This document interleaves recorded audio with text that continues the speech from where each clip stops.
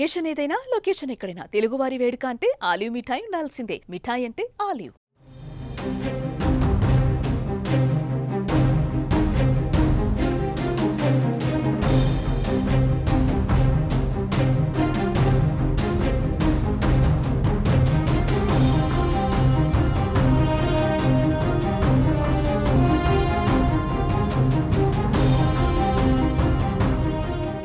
పహల్గాం ఉగ్రదాడికి సంబంధించి సంచలన విషయాలు వెలుగులోకి వస్తున్నాయి. ఈ ఉగ్రదాడిలో పాల్గొన్న 4 ఉగ్రవాదుల్లో ఒకడు పాకిస్తాన్ మాజీ సైనికుడని దర్యాప్తులో తేలింది. హషీం మూసా అనే ఉగ్రవాది గతంలో పాకిస్తాన్ సైన్యంలోని ప్రత్యేక దళంలో పారా కమాండోగా పనిచేశాడని తెలుస్తోంది. ప్రస్తుతం అతడు కరుడుగట్టిన టెర్రరిస్టుగా మారినట్లు దర్యాప్తు బృందాలు తెలిపాయి.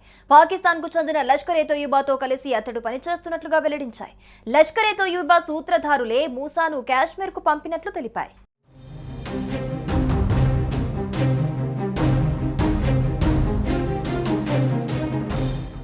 పహల్గాం దాడిలో ప్రధాన నిందితుడు అమాయక టూరిస్టులను బలి తీసుకున్న నరరూప రాక్షసుడు హషీం మూసా ఓ మాజీ పాక్ పారా కమాండో అని తాజాగా బయటపడింది.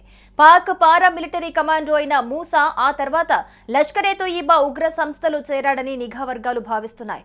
ఎల్ఏటీని బలోపేతం చేసేందుకు, కాశ్మీర్లో అరాచకం సృష్టించేందుకు పాక్ ఆర్మీ స్వయంగా మూసాను పంపి ఉంటుందని చెబుతున్నారు. ఇక పారామిలిటరీ దళాల్లో పనిచేస్తున్న మూసా అత్యాధునిక సంప్రదాయేతర యుద్ధ తంత్రంలో సుశిక్షితుడు.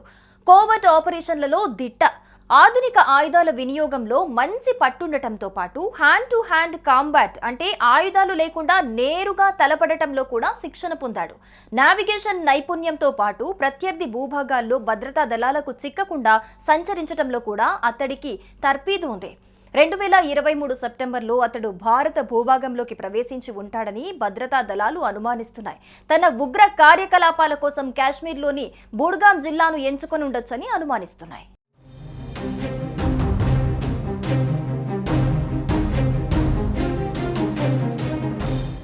ఇక ఉగ్రవాదులు పహల్గాంకు చేరుకునేందుకు దాదాపు 22 గంటల పాటు ట్రెక్కింగ్ చేసినట్లు దర్యాప్తులో తేలిందని సంబంధిత వర్గాలు తెలిపాయి. తమ ప్రణాళికను అమలు చేసేందుకు కోకేర్నాగ్ అడవుల నుంచి బైసరన్ లోయ వరకు కాలినడకన వచ్చినట్లు తెలుస్తోంది. ఈ విషయంలో కూడా ఉగ్రవాదులకు శిక్షనిచ్చినట్లు సమాచారం. ప్రస్తుతం ఉగ్రవాదుల కోసం భద్రతా దళాలు వేటాడుతున్నాయి.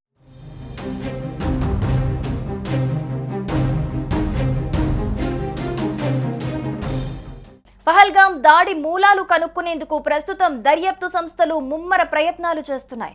ఇందుకు సంబంధించి అధికారులు అదుపులోకి తీసుకున్న అనుమానితుల్లో 14 మంది స్థానిక ఓవర్ గ్రౌండ్ వర్కర్లు కూడా ఉన్నారు. వీరిని విచారించగా మూసా నేపథ్యం వెలుగులోకి వచ్చినట్లుగా తెలుస్తోంది.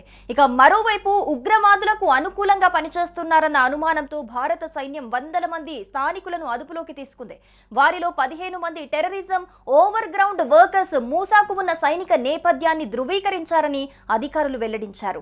Hashim Musa Pakistan special service group నుంచి లష్కరేలోకి సహాయకారిగా వచ్చినట్లుగా తెలుస్తోంది అని దర్యాప్తు బృందానికి చెందిన ఓ అధికారి మీడియాతో అన్నారు. ఉగ్రవాదులకు పాకిస్తాన్ సైన్యానికి మధ్య ఉన్న సంబంధాలకు ఇది నిదర్శనమని చెప్పారు.